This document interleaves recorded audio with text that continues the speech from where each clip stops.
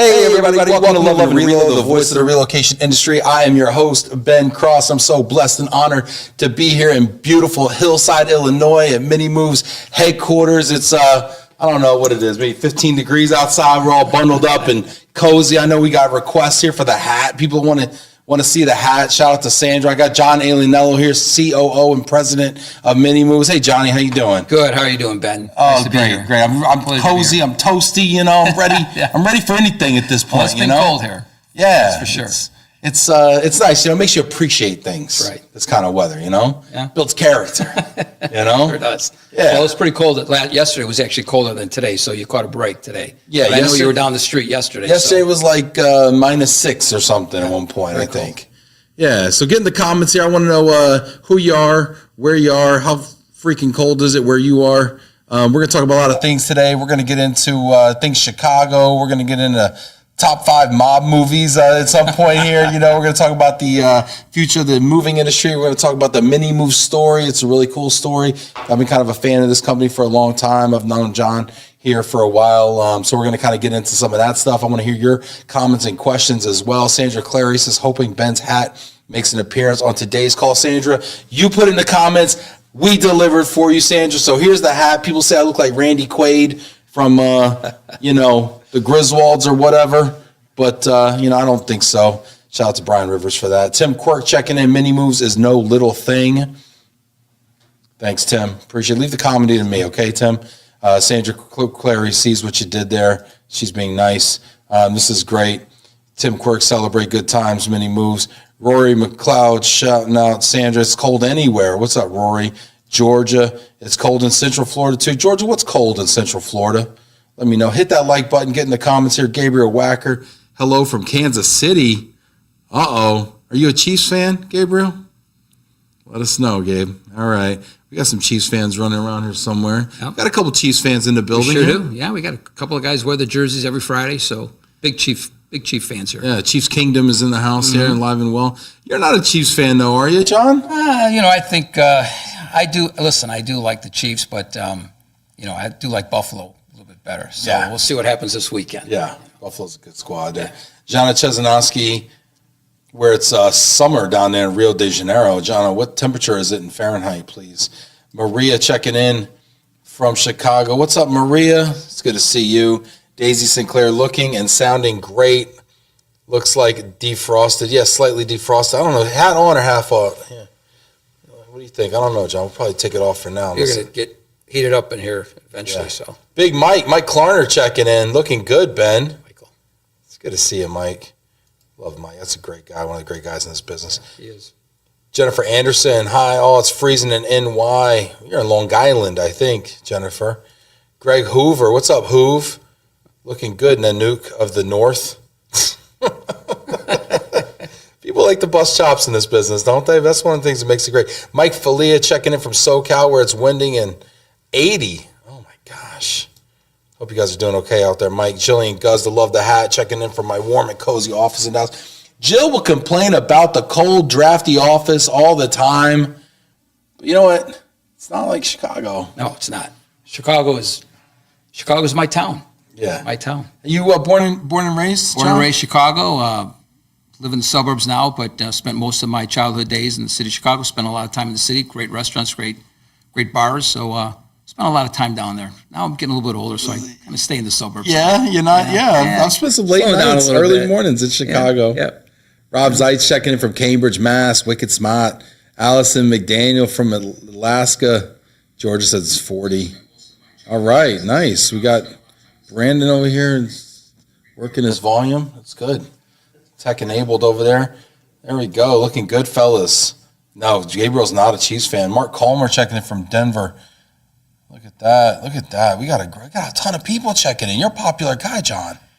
I've been around a long time, though, Ben. You know, I'm glad to see that I do have some people out there that want to listen and support. So I appreciate all of the participation and people listening to what we have to say today. Normally I get through all the comments, but I don't know if I can. All right, everybody, get in there. If you got any questions for John, let us know. We're going to be talking about the future of the moving industry, kind of where we're at. You know, it's January, John. We're kicking off a new year. A lot's going on in the world. A lot's going on in the moving industry. What's your vibe? What's your sense right now? How do we wrap up 24, and what are you looking forward to in 25? Well, you know, when you talk about the state of the industry, I just to preface that, I've been around for 40 years plus, I think now. Wow. So right out of college, you know, honed my Why'd skills. you get in the moving industry, John? Ironically, I was a police officer right out of college. No way, I didn't know. And I was getting married at the time, and I knew some of the folks at Beacon's Van Lines, and I knew one of the executives, and he said, do you really want to get shot at 11 o'clock at night, or would you rather be laying at home, you know, with your family? Yeah. And offered me a position in risk management and driver recruiting. And at the time, you know, police weren't paid very well back then. But I was offered a good opportunity to, you know, get on the bottom level of Beacon's Van Lines, the van line I started with, and worked my way up. And I had operations, you know, as a recruiter, and got security involved in that, and then became, you know, manager, director, vice president, you know, running the whole operation side of the driver recruiting and safety. And left there and came back again, as most people do second stints at the van lines. You know, it's pretty common in our industry. And on that flip side, in the 2000, I took over the sales side. So I was in agency development, recruiting. So you went from the operations to the sales. It's well-rounded. You know, I spent 15, 18 years in the operations side. Left, started my own company called imove.com with some partners, real good partners that we had. And we had the van line affiliation at the time. They were our partners as well. And that was a tech company, way ahead of our time. Yeah, really ahead of the curve on that. 2000, yeah. Almost maybe too early ahead of the almost Actually, too early. We had great funding at the time. A company called homestore.com was funding us, and things were working real well for 3 years. And then, of course, you know, stock market and all the things that were occurring, and we got underfunded at the time because they were overstating the revenue. The corporate company Home Store was, so that sort of blew apart, which was great. We sold part of the company. We sold some of it to, as you know, imove.com was the name of the company. Serva now owns that URL. Yeah, so we sold it to Serva. Came back to Chicago and was going to take a job with another van line, and the CEO at Beacons called me and said, "Hey, you know, why are you going down the street to work? Come back to our family. We're a family here." And came back only not on the operations side, but more on the sales side. And that was my entree into, you know, sales and agency development. And at that point, were you doing agency development, like selling, you know, agents on joining the Beacons? All the recruiting, or were you doing like selling to national accounts and? No, I was just recruiting agents from different van lines and the retention side of it too, and you know, all of the documentation and making sure that the SOPs were in place, working with all the other, you know, departments within the organization. So I really liked that a lot because it gave me an opportunity to go out there and see what was going on across the country and meeting every moving independent mover that maybe wanted to be affiliated, or every affiliated agent that wanted to change colors. Got to know the owners, and really, you know, it was interesting because things were different. New York operated different than California. Yeah. Florida operated different than the Midwest. So you got to see all of that, and I got a really good learning lesson from that. And really, that's really, I got most of my exposure was getting out there in the field. And you've been around for 40 years. Yeah. You know, you've seen a lot. Because when you came into this business, now, were you in before deregulation? Yeah, or right? Interesting you bring that up. Because I came in when I came in, it was 1983. And I walked into probably a year and a half into deregulation. And I was a driver recruiter. I had drivers terminating because they had a 10% discount. 10%, and to give people an idea of like what corporate discounts are. Yeah. Well, you know, you can't say it, I'll say it. What I've observed corporate discounts being around the 60s or the 70s now, and to think that people were just laying down their dollies and walking out over a 10% discount. They were getting fuel surcharges that would pay for everything, and they were pocketing everything. It was a crazy time, and the van lines were very strong. You look at the van lines at the time; they owned everything. They had storage. They had corporate accounts. They had trade show. They had it all. And, you know, I witnessed watching that evolution take place in the late 80s and going into the 90s, some of the sacrifices some of them had to make, some consolidations that would occur with Mayflower and Unigroup, right? Then you had Allied and North American. So I've kind of weathered the storm through that. And then I started seeing back, you know, get into the late 90s, early 2000s, pods, ABF, you know, everything, disruptors in our industry, right? That everyone had to focus, everything had to change. And I watched those things occur. In fact, I think I met you when you worked for Pack Rat. Right? Yeah, probably. Yeah. So, did I ever tell you the story? No, tell me the story. Get in the comments here. Let us know what you think about this story. I have to tell everyone this story. So, I was with Jack Arslini, our CEO and founder, and we were at a trade show at AMSA, and I think it was like 2015. And you know how we all walk and look at each other's booths and say hello. 100%. So I was walking past you, and I kind of looked over, never met you before, and I'm looking over, and I see Pack Rat, and you walked up to me and grabbed my badge and flipped it around and said, John Alianello, MiniMoves, I think you're my competitor, and I'm going to take you out. And it's a true story. That was our introduction. Oh, so I giggled. I walked back to Jack and said, I think we got someone that wants to take us out, you know. So that was my introduction to you. But, you know, I've known you for how many years now? So we've got a great 10 years we have now, a great relationship. That's great. But it's interesting how those things happen, That's and then a you great build relationships story. through it. Well, I'm sorry. Oh, I'm no sorry. apology needed. I was getting my chops busted a lot back then. Though I'll tell you what, being a guy with 1-800 Pack Rat showing up at AMSA, and I didn't even realize it when I showed up to that conference the first time. My company who sent me there was involved in a lawsuit with the American Moving and Storage Association. They were, Pods was, U-Haul was, ABF was, because AMSA contended that they were operating outside of the limited service exclusion, which allowed do-it-yourself movers to basically circumvent, because they weren't really movers, because they didn't load the container for you, to circumvent all the laws and regulations of a moving company. House of Good BOL. Yeah, the in-home estimate, the House of Goods BOL, all the, you know, the binding, the 110% not to exceed quotes, all that stuff, they weren't bound by, right? We were working in a call center just giving quotes over the phone, you know? That's how I came in this business, working in a call center. You know, I didn't go in anybody's home. We were just, well, one pod, 2 pod, what do you want, right? And so I didn't realize there was all this like stuff going on behind the scenes. I'm just like, hey, I'm in here, you know, we got these containers, you know, what do you want? You know, and I didn't realize all this backstory. And now looking back on it, I'm like, oh crap, you were like in some stuff. So I was anyway, so I was getting a lot of flack in those rooms. So I guess I was in war mode, I guess. Yeah. Well, listen, that's the past. It's what we work toward the future, right? And I'm just glad I had the opportunity to know who you are and meet you and spend some time with you. It was awesome, and now we're good friends. And Mike Clarn is like, here we go. You know, Maria says good story. Shelby said that's an awesome story. What's up, Shelby over at NEI? Sandra says that is so Ben. Come on, Sandra, come on. I'm always nice to you. Lisa says fighting words, LOL. Yeah, I've never seen anybody get in a fist fight at these things. There's always like some people like John and stuff, and, you know, whatever. But I've never seen it actually devolve into anything like that. Wouldn't mind seeing somebody throw hands. Anyway, Cliff Bierman says a Chicago legend, talking about John here. John saying, bless our movers in this cold. Yeah, for real. Can you imagine me being out there right now? My guys are out there today, yeah. Were they working yesterday? They were working yesterday as well. Yeah. We take care of them though. We supply all the uniforms, the heavy coats, and they do a good job. So this weather, you got to work through it. We work through it during the heat, during the rain. So. What's worse as a mover? What do the guys tell you? Is it the extreme cold or the extreme heat? Extreme heat. Yeah. They can layer up, take the jackets off as they perform the services. It's the extreme heat that's a killer. Yeah. In that truck, back of the truck, stuff.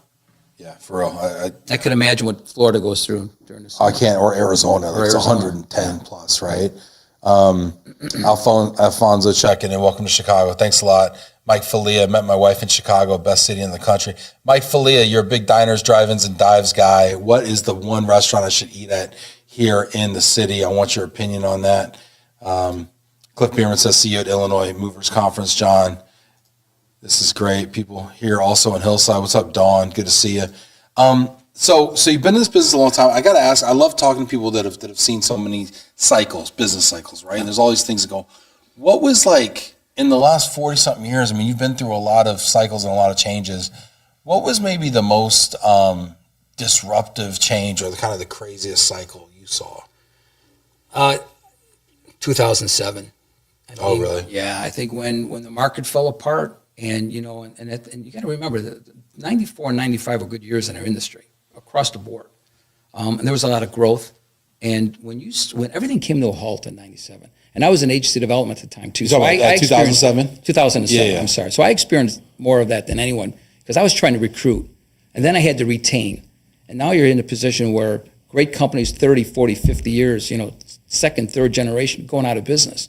The business wasn't there, and that just wasn't 1 year. It was 7, 8, 9, 10, blended into 11.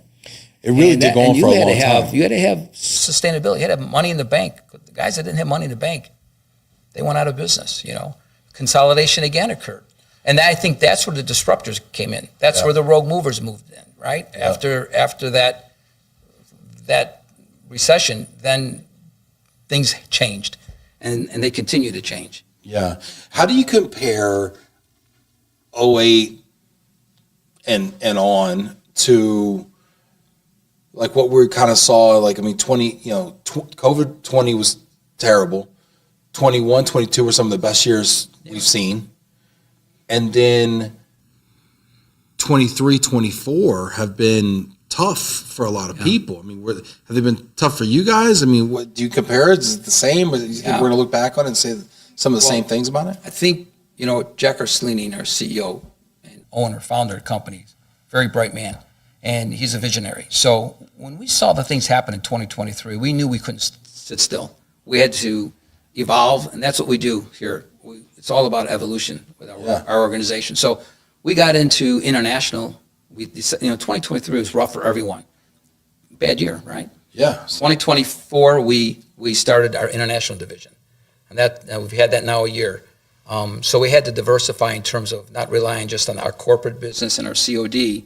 You know, we had to kind of look outside and say, okay, where else do we go to generate more revenue? So the international is great. And now 2025, I'm happy to announce that, you know, we now have our MicroMove division, which is, you know, it's kind of funny because we say when the MiniMoves move, it's just a little too small. The moves weren't small enough for you, Josh. It's MicroMove, you know. But people need that, though. They do. It's 1 to 5 pieces. It's another network that we're using. You know, we have 150, you know, qualified moving companies, part of our traditional MiniMoves, you know, small move solution network, and they're all, you know, BBB accredited. They have warehouses and trucks. They have background checks. So that's really our mainstay, what we do for our corporate accounts and for our consumers. But we're missing that little micro move, and that's a big market for that. So we found the solution for it. We're going through the pilot test right now. So we think that's another profitable business for us moving forward, because you really can't. It's the person who, you know, it's like, hey, I want to move 4 boxes and my bedroom set, especially the young technology guys who are moving from job to job 6 months, and then they go somewhere else for another 6 months. It's a perfect avenue for them. You know, it's so true, right? Because you talk to these high potential younger professionals, and they're like, listen, I need my TV, I need my Xbox. Yep. I got my duffel bag, you know, a couple suitcases, wardrobe. That's all I need. That's all I care about. Perfect solution for them, the MicroMove. Yeah. I mean, I talk to people on the temp housing side, the corporate housing. Some people are out there saying, in the future, people aren't going to own furniture. They're just going to bounce around from furnished home to furnished home throughout their life. And while I hope that never happens as a dyed-in-the-wool household goods guy, like I can see it. I watch these, you know, these property shows where people are going overseas and they're like, oh, this house is beautiful on the beach and it's furnished. This one's furnished. This one, you know, in a lot of countries, you know, they do that, right? And I wonder sometimes if, you know, the trends have been smaller shipments. That's right. It's our sweet spot. Yeah, and at the same time, I've watched the van lines go from what they define as small shipment as go from probably 1,500 to 2,500 pounds when I first got in this business up to 6,500 pounds some peak seasons. Mm-hmm. Like 6,500 pounds, like that's not really a small shipment. I mean, that's an apartment. Like, but so I mean, it seems like the gap in the marketplace is just getting bigger and bigger, and the demand's growing and growing. Yeah. And for you to kind of go counter to what most of the industry is and saying, you know, we want those small shipments. I mean, I love the strategy. How's it been working out for you? You know, how have you seen growth? I mean, is it something where you've seen growth, or maybe other folks have seen contraction in their business? We've had growth. 2024 was fortunately, knock on wood, it was a good year for us. We experienced some growth. Yep. You guys grew last year? We grew in 2024. Because everybody I talked to, you know, especially in the corporate side, I know you do a fair amount of corporate work, you know, was down 20 to 40%.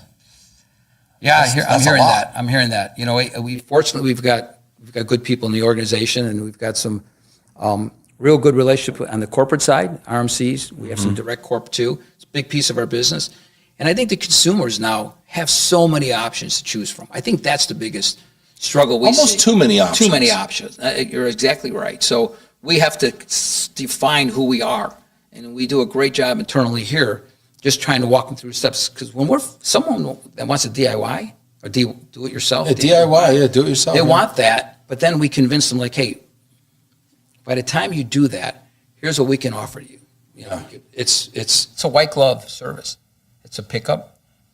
You know, and that is different from what I was selling back in the day, right? Where it's like, here's a container, load it yourself. We don't load the container at residence. Everything we do, Ben, it's a white glove it's a white glove full service move for the customer. Yeah. We go in there, we inventory, we pad wrap. We have 2 men. We don't have any shuttles. We have 2 men in a truck. Bring it back, goes to the warehouse, and that's where we build the Tetris puzzle. We have several different size containers, and they're corrugated containers. And once we establish that, we arrange for LTL carry. It goes to the destination agent, one of our partners, and it's a closed-end network. And then they inventory and they perform the services and they set up the furniture inside the rooms. And so by the time a DIY happens, that's stressful, right? Yeah. And then you got breakage and things like that. So we offer the full service valuation. So at the end of the day, it works.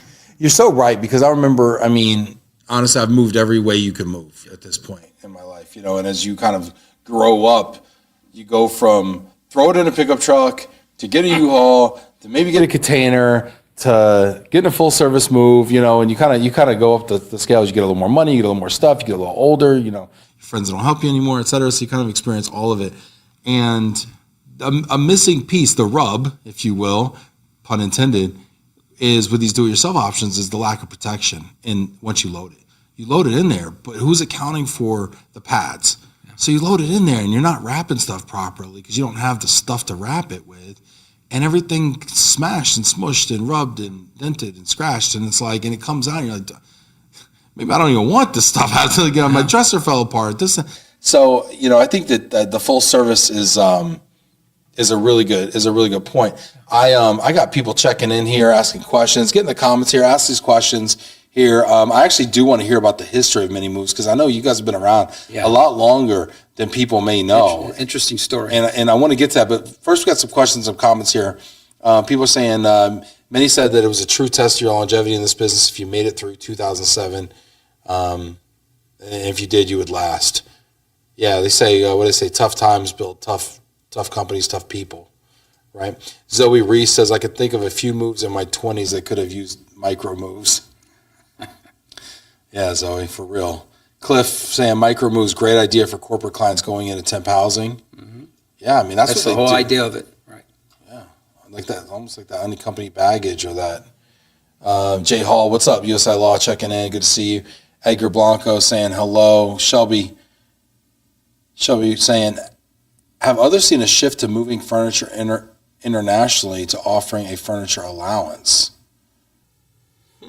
So instead of moving the stuff internationally, offering a furniture allowance, what Shelby, like for like rental furniture, you mean, or to purchase? Because if you purchase, now you got another problem.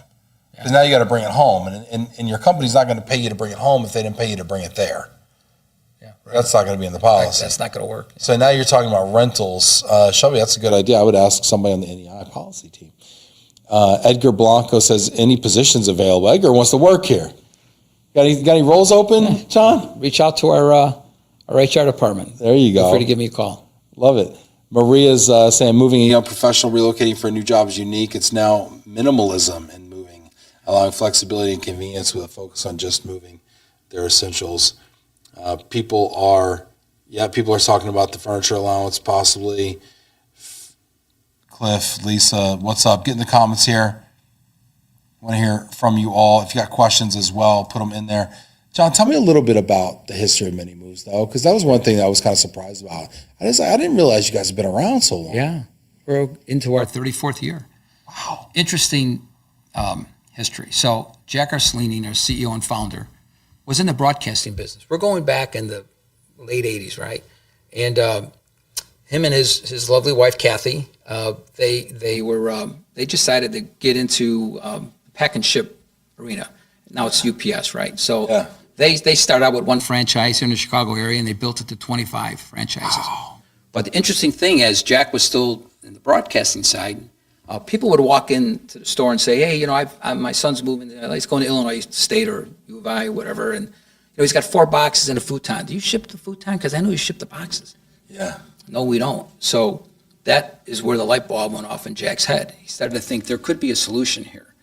So, you know, he didn't know anything about the industry, so he tapped into one of a very, very interesting marketing vice president at Beacons Van Lines who literally wrote a lot of the programs today, the marketing programs that we're still using today. Wow. He was a trailblazer.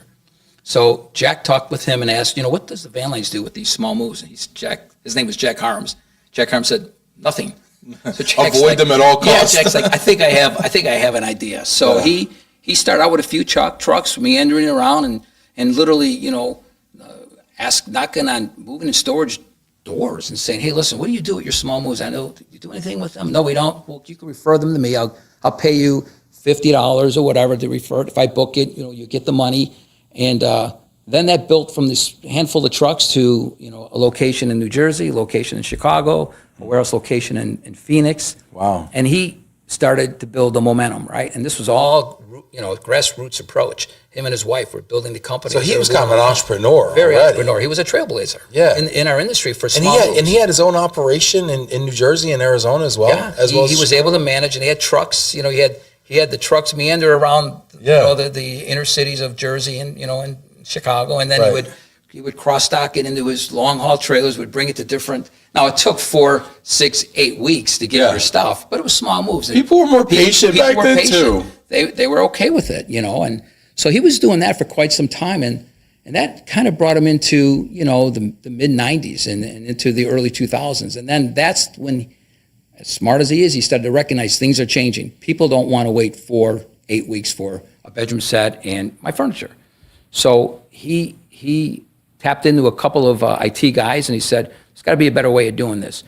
And I know this word, the godfather of small moves, is used by one of my good friends. Yeah. People the godfather of small moves is Jack Arslini. I want everyone to know that today because we joke about it. But he was the one that developed. Well, what year was this now? This was in 2007.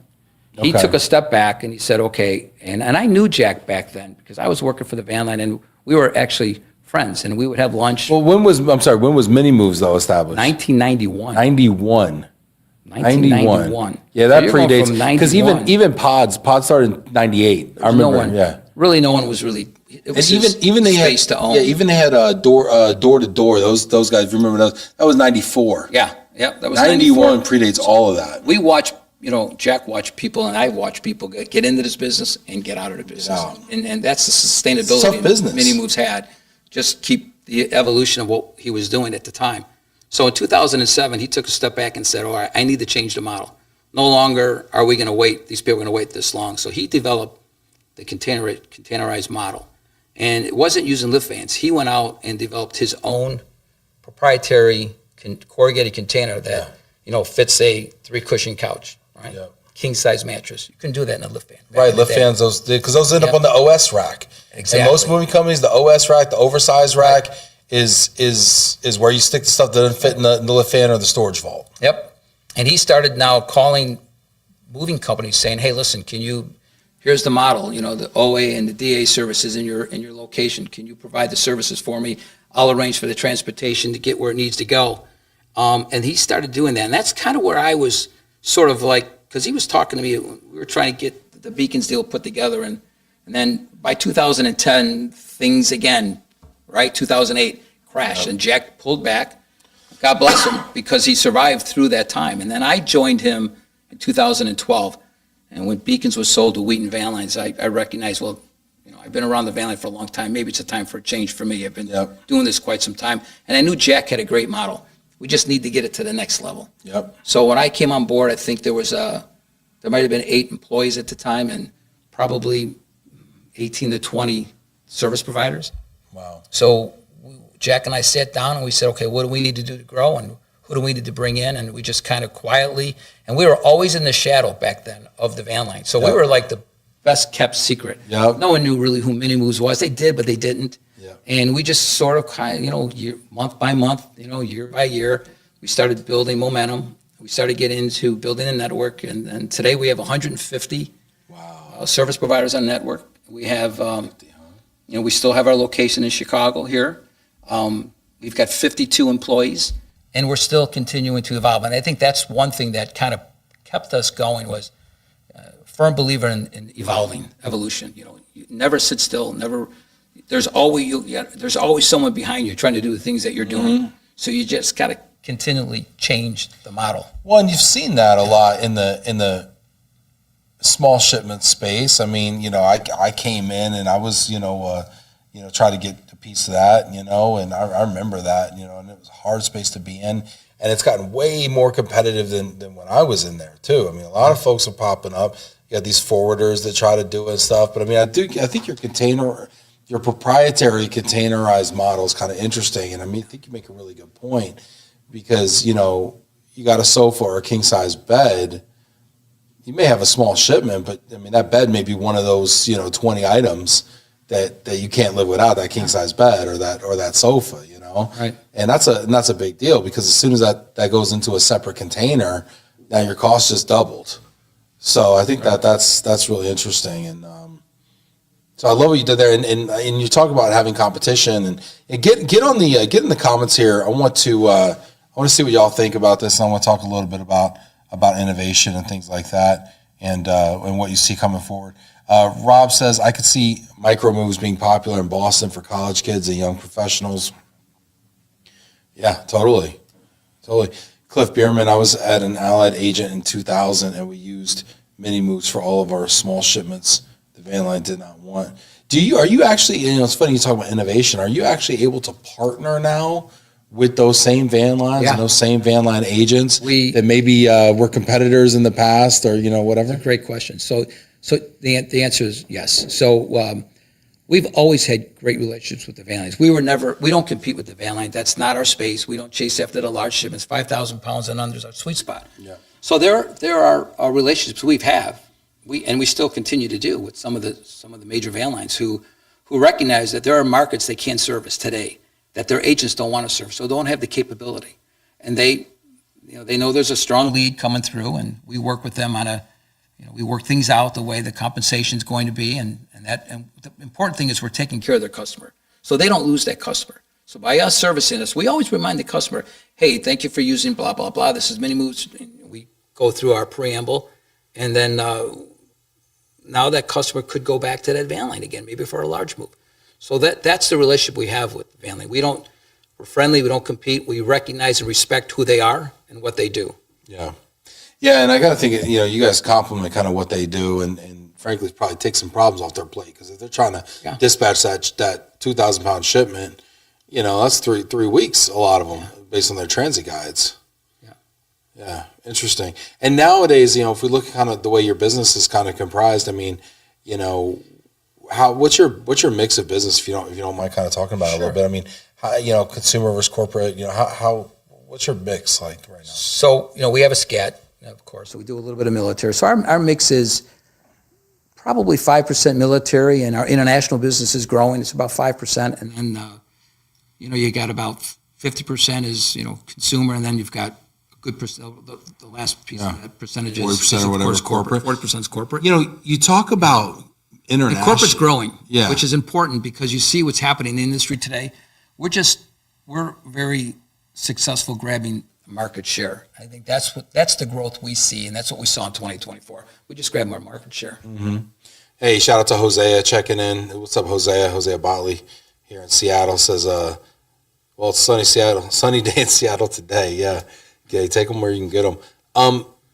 You mentioned the international, though. What prompted that? That's kind of a, because all I've always known is you guys do domestic. Why international? 2023 was an eye-opener. I mean, we didn't know what 2024 was going to bring. And we knew that we had to shore up what we were doing with our traditional, product lines. We knew corporate was there, and we knew our consumer market was there.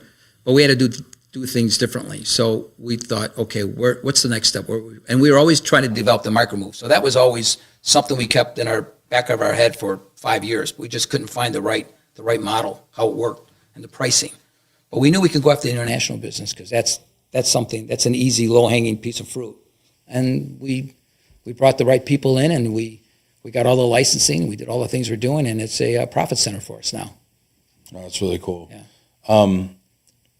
You know, talking about sustainability, you know, that's something I keep hearing, and it's like everybody wants to be sustainable. I mean, I think the reality is we have to look at new ways to do things.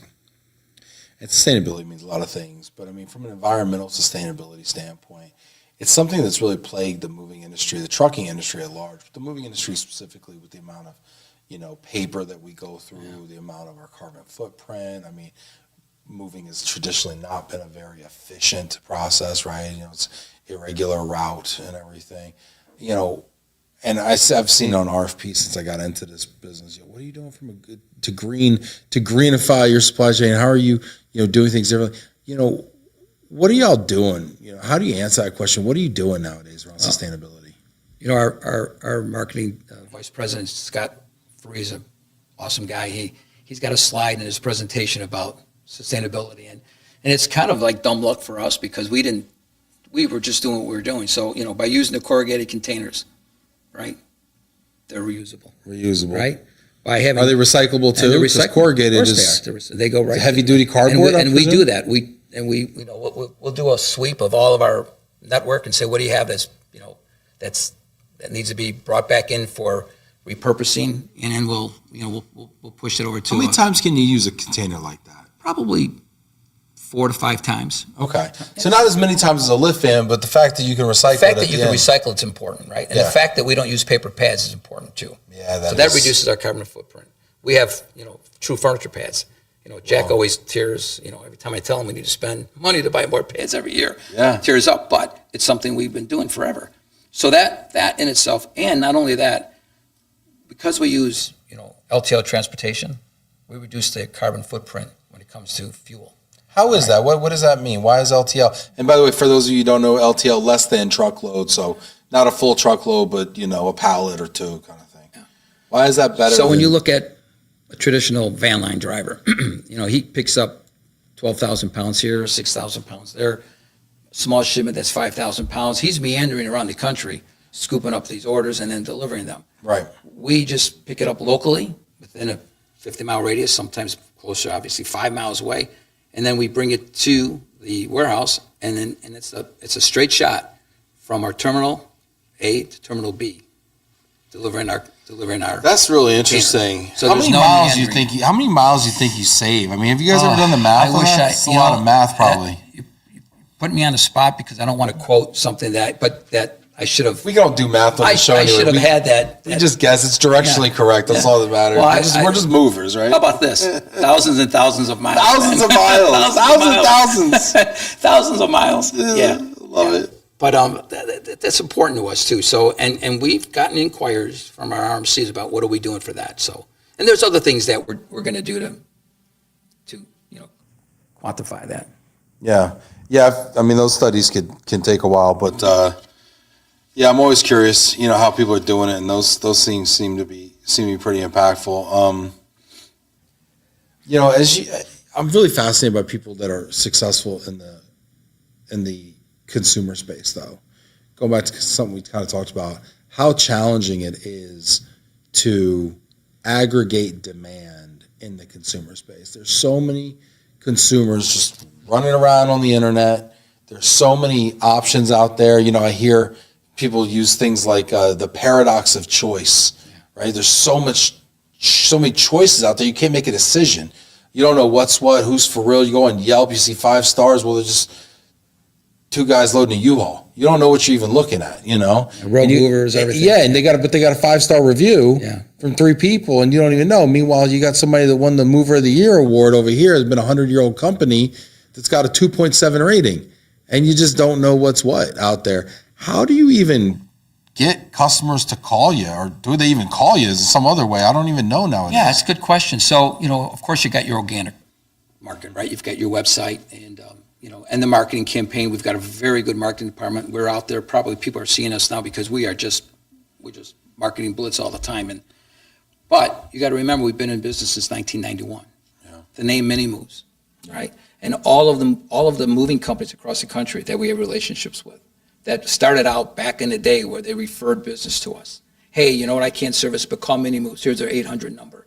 And that market, that network is still around. A very big piece of that is a big proponent of what we do. It's the referral program that's important to us. Yep. And, you know, and back in the day, we used to give, you know, $50, $100, depending on the size. And that was great. And about 3 years ago, we recognized that, okay, how can we put more money in the independent movers' pocket? And I was part of AMSA, and I was the co-chair of the independent movers back in the day. You remember that? Yeah, I do remember it. And right when they started it. Right. And I started to think, you know, okay, what do we need to do for these independent? They don't have a platform. They don't have a van line. You know, how can we put more money? And that was the impetus of why they had an independent movers committee, is how can we make them stronger? So one of the things we started thinking about was, you know, okay, the referral program is great, but what happens if we allow these independent movers to get into our operating system? The calls coming through their call center, it's in their market, it's their customer reaching out to them, and they normally said we don't do it, or here's an 800 number. So now we're allowing these independent movers. We have well over 500 that are part of our program now. Wow. That literally get into our operating system. They talk with the customer. They qualify the move. They prepare the inventory. They get a price, and they can also build their margins. And it's a cost plus model, basically. Yep. And now it's not $50. It's Now if they can put 1,000 on it, it's 1,000. several $100s, right? Depending on the market, depending on the month of the Could day. be thousands and thousands. Whatever they think, Whatever they think the market will bear. Whatever they think the market bears, right? Yeah. And now they become a booking partner. So that we have 500 plus, you know, independent moving companies that are part of our booking partner program, and that's another reason why we did so well in 2024. Yeah, that makes a lot of sense because honestly, I mean, tell you $50 is. Yeah, and I encourage everyone, every independent mover right now to join that. Now, Ben, I would just want to make a quick point here. We don't compete with the van line. You know, I came from that world.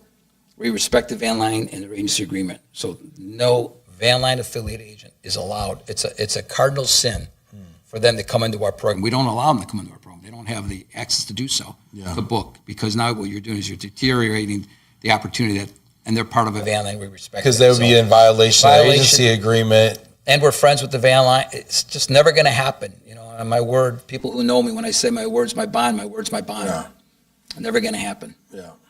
Yeah, and that's important for people that don't know that out there. You know, when you sign an agency agreement with a van line, you're pledging that all 100% of your tonnage, your shipments that are going interstate are moving on that van line's authority, and therefore you also pay a royalty to fly their colors. It's kind of like a franchise in that way. Although the local business is not subject to that, you can do whatever you want locally. Local moves, therefore, kind of a little more profitable for movers. People do a lot of O&I, office and industrial, everything local within the states. Even intrastate, cross-state is not covered by the van line authority. Yeah, super interesting. People checking in. Lisa, what's up? Says Scott is incredible. Yeah, cool. Dawn checking in. Dawn Mustaine, yay for the booking partner program. People are digging the booking partner program. I like that. It's scalable. Hit that L real quick for me. There you go. Zoom. There's John. There he is. Okay. There we go. I got these new cameras. Yeah. Sometimes technology's funny, right? You get it. Everything's great, and when it works. Fuzzy. And then when it doesn't work, it's like, hold on a second. So should I just sit still? No, just do your thing. You're doing Not great, move my man. hands. So every once in a while, we get a little glitch. That's all. Get a little glitch. I could talk to you a long time about this stuff, but there's a couple segments we've planned for people who have hung in there. Hit that like button. Get in here. Get in the comments here, because we're going to do two things today. We've got two segments. Not only do we have an overrated, underrated at the end of the show like we always do, but we have a top 5. We got a top 5, and this top 5, I'm real big when people want to do these top 5 movies. So we're going to do a top 5 movies, all right? You ready here? We're going to do top 5 movies, and not only is it just top 5 movies, it's going to be top 5 mob movies. I love mob movies. I don't know about you. I love mob movies. I grew up in New York. My first stepfather was Italian, Joe Ciaccio. Yeah. Okay, so I basically say I was raised Italian. Not Italian, but I was raised Italian. And so I love mob movies. We're going to do the top 5 mob movies, and I want you to tell me why these are in your top 5. Okay. I've got them written down here. I'm going to bring them up for people. All right. Top 5 mob movies by John Alianello. Number 5. Analyze that. Well, listen, it's the top 5. It's not my number 1. It's number 5. But I do It's a love countdown. I do love the idea that they make fun out of what the so-called, as you know, mafia sins, whatever you want to call it. Yeah. They make fun out of them, especially when Billy Crystal slaps Jelly in the face and says, "You broke my heart, Jelly," and shakes his whole face. I mean, those things are comical to me. Yeah. I thought the whole play on that was just entertaining. Yeah, get in the comments here if you think Analyze That should be a top 5 mob movie. Let's see. Number 4. If you like that, you're going to love this. Analyze this. Number 4. You can't have this without that, right? You can't have this without that. So this was the first one, right? And then that was the second one, right? All right, analyze this and analyze that. Yeah. Yeah. And both of these are in the top 5. Oh, yeah, sure. What did you love about the first one? I think the whole idea, I mean, I love Billy love the Crystal, premise, right? yeah, And Billy Crystal's De Niro's a great. great actor, of course, and they made fun out of themselves. The whole movie was really about making fun out of the mob. Yeah. And I thought that was pretty funny. That's a good premise. Okay, here we go. I just watched this recently with my nephew. He's about 15 years old. Number 3, Goodfellas. Yeah. Why is Goodfellas number 3 for you? It's just raw. Yeah. It's just right out, flat out raw. And I mean, those movies like that, there's a lot of realism in those movies, and a lot of that's taken from what actually transpired back in those days, in the late 70s, and things were really rough. And Chicago here especially, we experienced a lot of things here in Chicago that, being Italian, growing up in an Italian neighborhood, from Chicago, I know those people from afar. I don't affiliate with them, but I know who they are. Yeah. And it's interesting, you kind of see some of the similarities. Yeah, get in the comments here. People are loving this. George is saying, Goodfellas all day. Look at this. It is mob-ish, Lisa says. People are loving this. People are putting in comments here, yes. Rob Zeit says, what kind of sandwich isn't that fattening? A half a sandwich. Rob, I don't know where you're coming from. I love it. Maria says, loved Ray Liotta. Yep. Lisa loves it. This is great. Goodfellas to me kind of defined the modern mob movie. Like, it kind of birthed the whole generation of mob movies as we know them today. And they're all kind of, I feel like, measured against Goodfellas for me. Super solid pick. A top 5 mob movies would not be complete without Goodfellas. Number 2, Casino. Number 2 for you. That is a Chicago theme-based reality of what Vegas was all about from the Chicago Mafia. Yeah, a lot of people miss the Chicago tie-in. People that Because there was a Chicago tie-in, there's a Kansas City tie-in, I think, at some point in there. But people don't, if you're from Chicago, there's people don't understand what that movie's about, because Chicago kind of ruled Vegas, and all of that came back with the unions, all that stuff was tied in together. So to me, as a little boy, and growing up and getting a teenager, and and really kind of experiencing the world, so to speak, and what Chicago was about, and some of my, people that I knew of, there was a lot of realism in that to me, and that again was a great direction. The direction, the director was awesome. The acting was great. De Niro was phenomenal. Just Pesci. a good movie. Prime Pesci. Again, good mob movie. You want to sit down and get a box of popcorn and sit down with your wife, and Sharon Stone. She was great. I mean, a lot Academy of really Award. peak performances in that. And I love that one. I love the characters in it. For me, I love the entrepreneurialism in it, because they're going out to Vegas and they're like going to build Vegas up, right? And Vegas was kind of the Wild Wild West, and they were out there and they were building it, and like that whole Viva Las Vegas kind of vibe going on, and there was an energy to it, and I like that. And then of course you have the whole.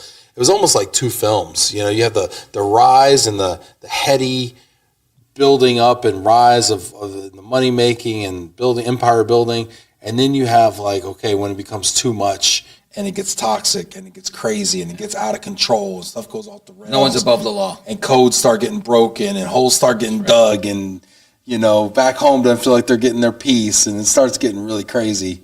Yeah. Casino's great. Yeah. That's one of my favorites. That's one of my favorites. People are getting in the comments here. What do y'all think about it? Rob Zeit says Joe Pesci's Chicago accent in Casino. Greg Hoover, you got a gift. This is great. Mike Klarner, yeah, good call, Mike. Let's see if it happens. All right, number one is how 1A, 1B here. Pretty easy. The Godfather 1 and 2, huh? Yeah. I mean, that's a classic. Yeah. I mean, you know, you can't change the channel. You know, when you're changing channels and you see that on TV, it's sort of polarizing to me. I just sit back and go, oh my God, here we go. Yeah. I just have to sit and watch it again. And here we go. Watch it 100 times. We're locked in for 3 hours plus commercials. Right. So, I mean, I'm sure other people have experienced that too, but that's just a classic. That's the olden days, right? The golden age of it's Mario Puzo and all that. What happened in New York, you know. So that Sinatra. Again, that's a pretty cool movie. Yeah, I'll tell you what, the first time I watched The Godfather was in high school. And honestly, I found it a little slow. I found it was hard to I think I might have fallen asleep the first time I watched it. It was a little slow. It was a little drawn out, you know? And then I was going through the AMSA, this is a funny story. And then I was going through the AMSA mentor program. I was a 40 below member, right? And my mentor assigned to me was Dan Lammers from Ace Relocation Systems. So I get on my first call with Dan Lammers, and I'm like, all right, I'm your mentee. Like, what do you got for me? He's like, I was like, come on, give me some advice. Like, what should I do? He's like, go watch The Godfather. That was his advice to me. I'm like, wait, what do you mean? That's it? Like, what do you mean? And I was like, that's kind of, come on, give me more than that. I go home and I watch it, and at that point, I think I had just had a kid. And the themes of family and loyalty and honor and, he says in the movie, right, Vito Corleone, he says, he's like, you spend time with your family? He's like, good. Because a man that doesn't spend time with his family isn't really a man. It's true, And it's funny you say that because that's how I've been raised. And I think I've taken some of those qualities and we instill that here. In this company here, we're family, and I think that's important. That's the culture that is very important. I think if you're going to be successful in the business, any business, is you treat your people fairly, you're a man of your word, you give them your word, and you follow through with it. And Jack started that culture in 1991, and we continue to carry it today. Yeah, really cool. Yeah, so it's definitely grown on me, and then 2 was really good. And then what happened with 3? Oh. We don't talk about 3. We don't talk about 3. 3's like... We don't talk about 3. We don't talk about 3. We don't talk about 3. Paul Simon says, I grew up in Chicago. So true about casinos. So real. What's up, Johnny A? Hello, Paul. Good guy. Yeah. Now, this is where I'm at. This is your top 5. I got no beef. I got no beef with your top. Well, yeah, I do. Analyze this and that. And those can be honorable mentions. Those can be, hey, you want to see something funny? Here, let's watch this. Fine. But movies that I believe might be missing from this top 5. Okay. And listen, 5's a small number, right? And that's the whole point of the exercise, right? You got to be choosy. You got trade-offs. You got to pick. Everyone can't win.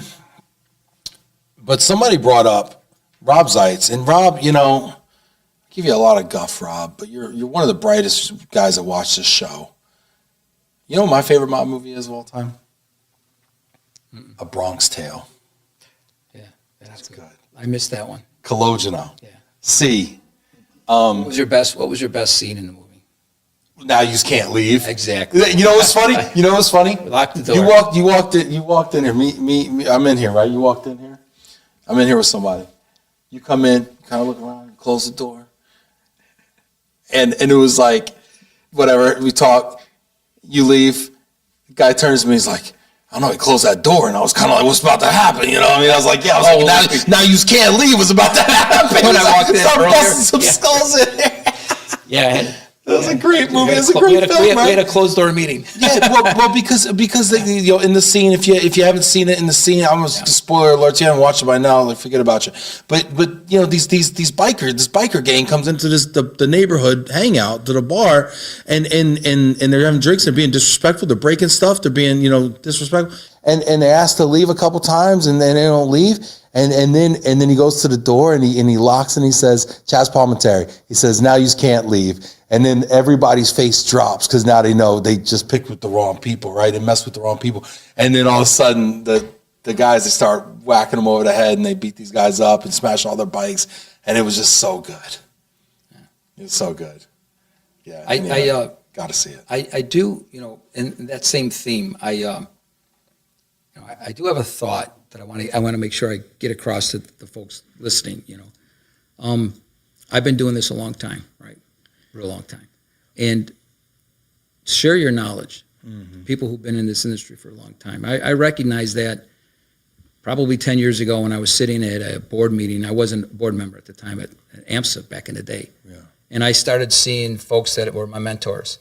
Like people like Steve Burns, Scott Ogden, Danny McAllister, Maury Stevens, and the list goes on. Yep. And I was watching these folks stand up and say, well, I'm resigning from the board. Not that they resigned. They were just basically doing their own thing now. They served all those years, and I watched them growing up.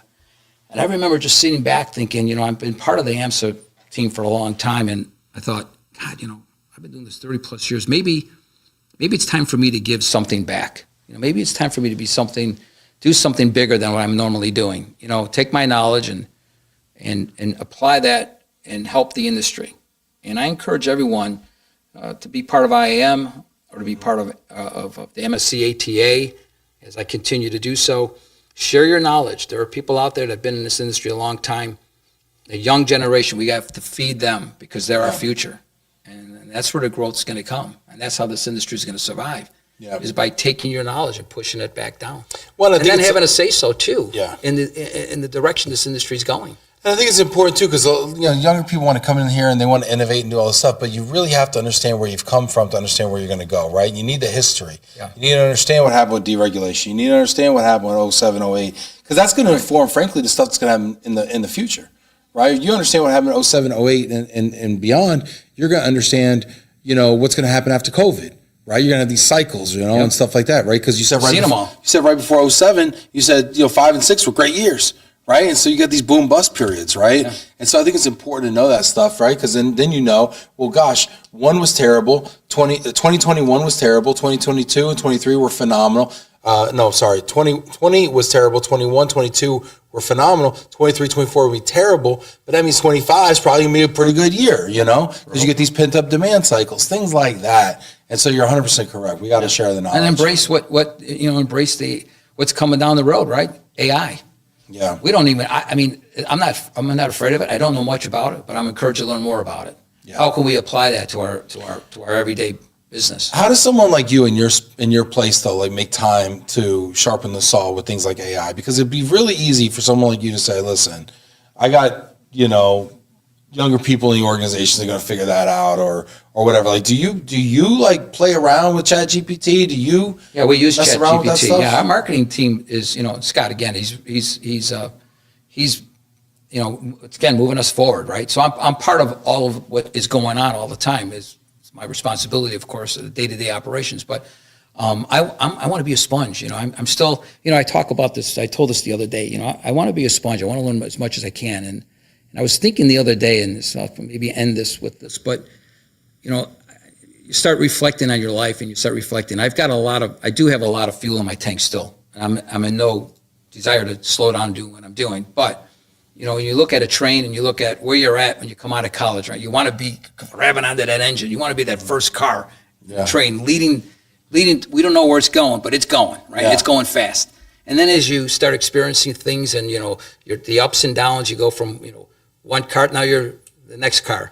And then as you get older, you're in the next car. You get older, you're in the next. So you move further down, right, in the seating in the car. Mm-hmm. And new people come in, younger, wherever they want, and now you start realizing, well, there's no way I want to be in the caboose, I'll tell you that right now, right? There's no way I want to be in the caboose. But I do understand and embrace where I'm at in my career. what I'm doing. And I recognize that there's still a lot more to do. And I think that's one thing that kind of keeps me going is about how we can evolve, how can we change, what can we do better. Yeah. AI is important. I don't know anything about it, really, to be honest with you, but I want to learn as much as I can about it because I think it's the future. Yeah. When you think virtual surveys and all that stuff that came into place 6, 7, 8 years ago, what's it going to be 6, 7 years from now? This whole industry is going to be turned upside down. It really will. I truly believe that there is going to be a way where, first of all, furniture comes in the back of the trailer, goes out of the back of the trailer. We're always going to need drivers and helpers and all that stuff. But how is the consumer going to be able to buy relocation? And what are we going to do on the AI side? We don't know. That's what the future holds, and I'm excited to learn more about it. Yeah, I agree with you. Yeah, really, really great points. Got a lot of comments in here for movies as well here. And don't forget, we got to overrated, underrated, John. All right, hang in there. That up, huh? Hang in there, bud. Hang in. Right. Greg Hoover saying The Departed. That's a really good one. A modern classic. Mark Coleman's talking about Peaky Blinders. Kind of Irish mob. Interesting. So is The Departed, ironically. They got a movie coming out soon. Yep. Very good. Donnie Brasco. Is it? What about Donnie Brasco? Oh, that's a good one too. Yeah. Well, you can only pick 5. Yeah, that's Pacino. Yeah, interesting. Mike Klarner says you got a lot in the tank, pal. Thank you, Michael. That's great. All right, yeah, let's keep it moving here because we do got overrated, underrated, and everybody loves overrated, underrated. It's our most highly rated part of our show here. So let's get into it. Overrated, underrated. The game's fairly simple. Do you know how to play? I watched Tim's Tim Hillenthal. Okay. I saw it yesterday, so I have a good idea how it works. Yeah. Don't know what you're going to ask me. There's only two rules. Okay, I'm going to give you a topic. You tell me if it's overrated, underrated. Okay. I will tell you if you're correct. And I keep this is exciting. There we go. Yep, super. Hey, it's my show. I get to I'm the decider. Here we go. Overrated, underrated. First one up. Remote work. Overrated. Yeah, I'm an old school guy. I kind of like him in the office, but I understand that where we're going, and this 20% of our workforce is remote, but I still like to look over someone's shoulders and collaborate a little bit better, but it's a little overrated. Yeah, my opinion. I'm with you. It's we had snow the other day in Dallas and I work from home, and like leading up to it, everyone was like kind of excited because like, oh, we got a snow day coming. Right. Feel like a kid again and everything. But I'll tell you what, I went through the day. I think we were home for 2 days. It was 2 days. I felt so disconnected. Yeah. And I've come to the realization as the CEO, as the leader of an organization, I have to be present with people I'm leading in order to be most effective. Yeah. If I'm not present, I can't. It's hard to lead. My leading is impaired. That being said, I think there's certain functions of jobs that lend themselves more to being remote. There's a lot of jobs that just can't be remote. Like a mover can't be remote. You got to be on in the home. So, I think it's interesting. Ironically, people like you and I who lead organizations are the ones that make the policy. And our jobs are best done in office. Yeah, right. There might be accountants or billers or tech people, programmers, computer programmers are one that are constantly, advocating for remote work because they want to be earphones in, head down. Of course, those will be the same ones that'll go out and get 2 or 3 jobs, and be running 3 monitors and programming for 2 different companies and double dipping. Yeah. So, I don't know. It feels like in-office work is the best model. Yeah, I think, I have to. I'm going to give you a point. I have to tame my thoughts on that. I have to tame it down a little bit because sometimes I walk around the office and you get one of those moves like, where is so-and-so? Oh, that's what they're working remote. Yeah, you don't want to be too you don't want to be crotchety about it, but the truth of the matter is, we're all accountable. Yeah. Right. Agreed. Anyway, all right, 1 point for John. All right, let's go. It's good. He's out the gate hot here. Overrated, underrated. Company culture. Oh, totally underrated. Yeah? 100%. I mean, you can't do enough to really develop a culture. Culture is important. I mean, it's the mainstay of your company. Yeah. This is what drives. How do you define culture? Because it's kind of one of these squishy things to me. Hard to define. Okay, the only way I could define it is I've been I've worked for many different CEOs at the van line level, and many of them have different management styles. And as a young man watching these management styles, I recognize, are they present? Do they come by and say hello? Are they engaged? Or do they stay in their office? Do you see them? Do they call you on the phone, or do they come and see you? So all of those things are important. And then getting behind and standing behind your people, taking a bullet. You don't always want to finger point. And I've instilled that in myself. I look back and say, okay, I make sure, maybe I overstating this, but I do say good morning to everyone in my office. As they come in at 9 o'clock, I'll walk the floor, and I want to know who their kids are, how are they doing in school, what's going on with the baby, the activities outside of work, and then we develop a team spirit, team cooperation where no one says it's not my job. And I think that's important for the culture. So if you build that culture, people want to be here. We've had people leave and come back 5 years later and say, I don't even know why I ever left. Yeah. So it really is a testament how what Jack started in 1991, and we've just kind of carried that through. And culture is important. It's number one in my book. Yeah, I think you're right. Did I get a point on that? You got 2 points. 2 points for John. Okay. Even though I feel like so culture. far. I feel like that's a layup though. All Company right. culture. Pitching underhand right now. Let's see here. All right, here's one for you. Overrated, underrated. The Kansas City Chiefs. The Super Bowl champion, world champion, defending champion, Kansas, 2-time defending champion. I have to be Kansas careful. I City got a Chiefs. couple of guys that are from Kansas that walk around in Kansas. The Barbarians are at the gates. Kansas uniforms. I would say overrated. They're making fun out of Mahomes now. I mean, come on, the guy's a flopper. He flops just like LeBron, on the sideline. He's a flopper. He does. So, he's a crybaby. And he gets the calls. That's what I hate when these he's just superstars start getting calls. Come on, enough's enough. Yeah. Play the game, get tough. Bear down. It's always funny though. It's like when it's your superstar, it's like that's a heads up play. Wait, I'm a Dallas Cowboys fan. Yeah. When CeeDee Lamb gets harassed in the end zone and doesn't throw his hands up, like, where's the call? Because you see these guys, like, they get, they throw, and then all of a sudden the flag comes out for PI. Right. And you're like, smart move. That's what you got to advocate for yourself. Right. Yeah. And then when they're not doing it, I'm like, can you, come on, make a big deal about it, And I whatever. loved Kansas several years ago, but I just become overrated in my book. Yeah. I mean, I don't know how. Where are you at with that? I don't know how you can say the team that's won 2 Super Bowls in a row, 3 in the last 5 years, maybe the favorite, maybe the second favorite to win it all this year. They could legitimately three-peat this year. It's hard to say they're overrated. However, golly, you see a lot of them, right? I mean, Travis and Jason Kelsey have the number 1 podcast in the country, I'm told. Taylor Swift, the number 1 pop star in the world, is, dating the Chiefs. Mahomes is on all the commercials. Leaning toward the overrated? Every win is like a close one. They don't win decisively. They don't put teams away. I think they're underrated. You could be looking at one of the all-time great dynasties of football. I mean, Patriot level dynasties. When this thing's all said and done, they might be pushing Brady aside as the GOAT and saying, I'm an underdog. Mahomes. I'm an underdog guy. Yeah, I like the Bears. What does that tell you? Yeah, it tells me you're a glutton for punishment. Here, Rory's saying overrated. Lisa's saying overrated. Craig Hoover's going to light this comment section up, people. People are just laughing. Mark Colmer, exactly. I think Hoover's a huge Kansas. He's a big KC fan. KC fan, yeah. Kansas City was not that good for a long time. And I'm just happy that, they're getting their time. Craig Hoover and their Chiefs. This is great. Eileen Sherman, what's up, Queen?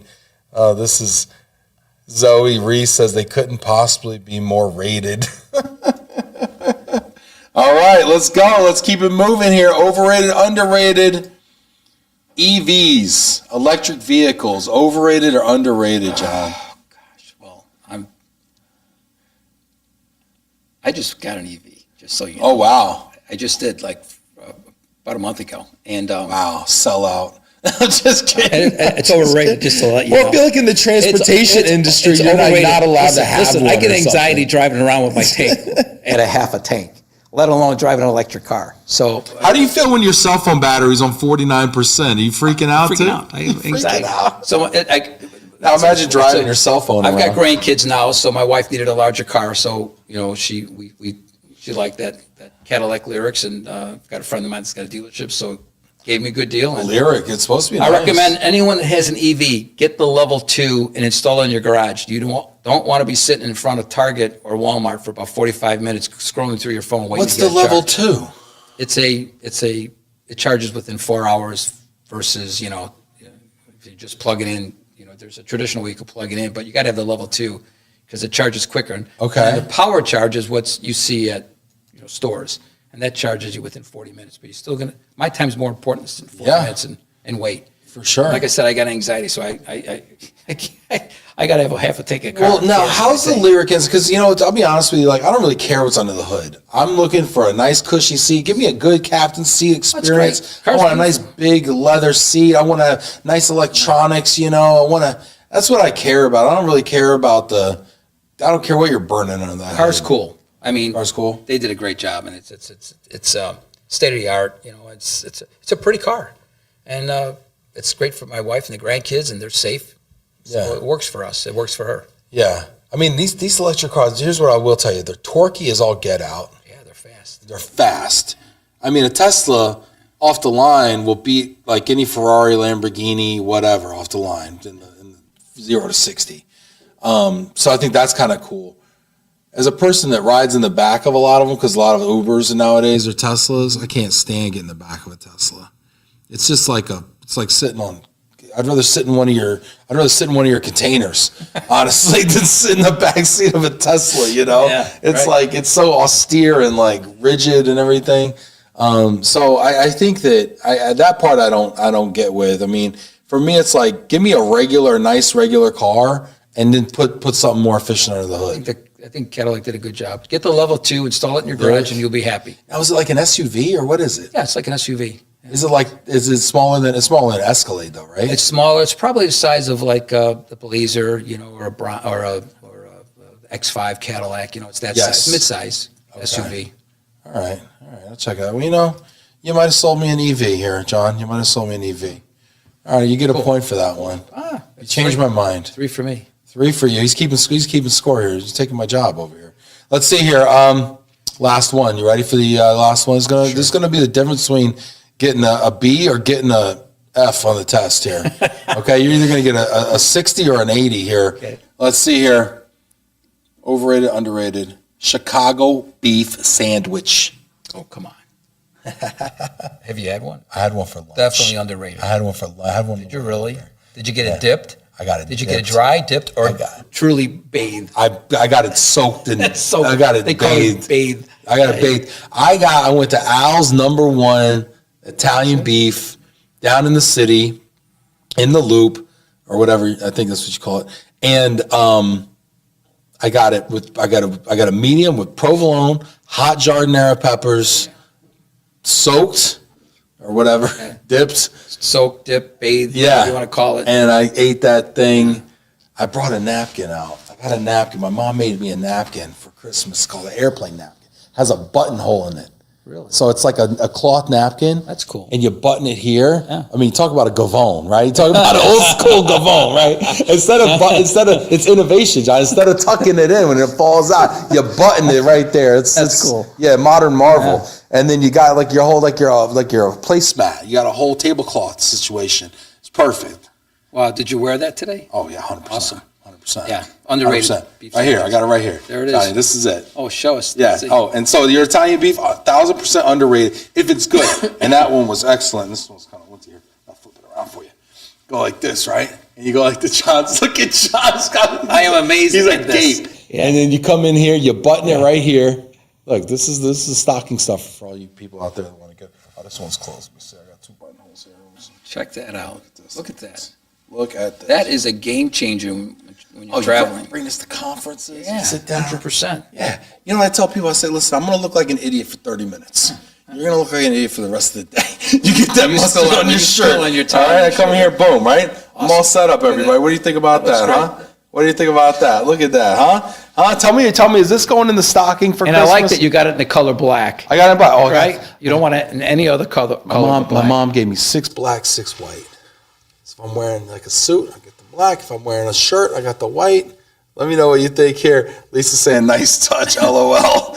I need one of those for my dad. Sandra's saying, this is great. Maria, people are going nuts. Maria's saying, oh boy, Chicago beef is definitely underrated. Yummy. What's the best beef spot in Chicago? Scatchels. Scatchels. Scatchels beef on 22nd Street in Cicero. The best of the best. Scatchels beef. Everyone who's in Chicago, make your way to Scatchels beef. They've been around since the 30s, and awesome. Best of the best. This is great. Scatchels beef. What makes it so good? Their beef. It's all about the beef. It's all about the way it's sliced and thin. And Yeah. It's all about all of the juice and the great. all All of juice. that. Oh. I mean, there's a lot of it's Chicago beef, but Scatchels definitely. I think they're in the top 5 too in the city of Chicago. But for me, it's Scatchels. People say you got All to the get way. your beef baptized. Baptized, yeah. That's true. They also call it baptized, right? Under it, dipped with 4 pounds of juice and then a side of au jus. You got to get it dipped with sweet and hot peppers. Yeah, this is great. People, Lions fans are crying. This is great. Paul saying sweet and hot pepper dip, baby. Jillian says, when Ben's napkin comes out, you know it's about to be a good meal. She's had some meals with me. Rob's suggesting Glomo button napkins. Maybe for the holidays, you know? Will you make me one? People, does your mom deliver? People are loving this. My mom's got to get an Etsy channel here. John knows the best kept secrets. Nice plug. Do they deliver to Wisconsin? This is making me happy. Shelby wants you to send her one. We got to vote for Johnny's Beef in Elmwood Park. That's second on my list.